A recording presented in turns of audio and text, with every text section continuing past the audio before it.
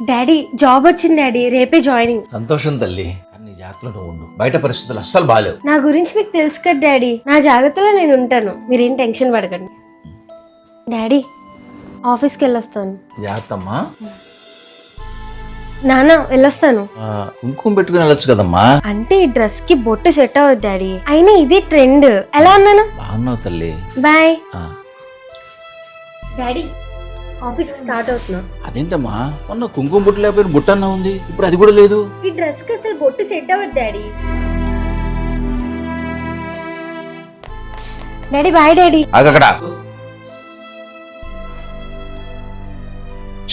Job join అయినప్పుడు ఎలా ఉన్నావు, ఇప్పుడు ఎలా ఉన్నావు?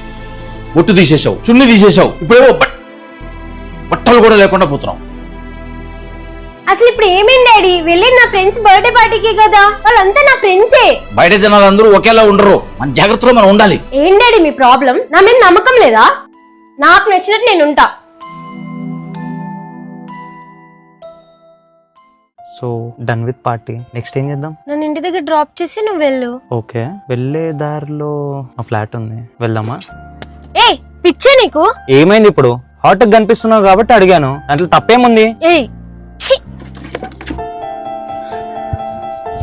సారీ డాడీ, నా తప్పేంటో నేను తెలుసుకున్నా. జీవితం అనే పాఠంలో ఎన్నో తప్పొప్పులు చూసిన తర్వాతే తల్లిదండ్రులుగా ఏది రైటో ఏది రాంగో పిల్లలకు చెప్తారు. కాస్త వాటిని పట్టించుకోవడం నేర్చుకోండి.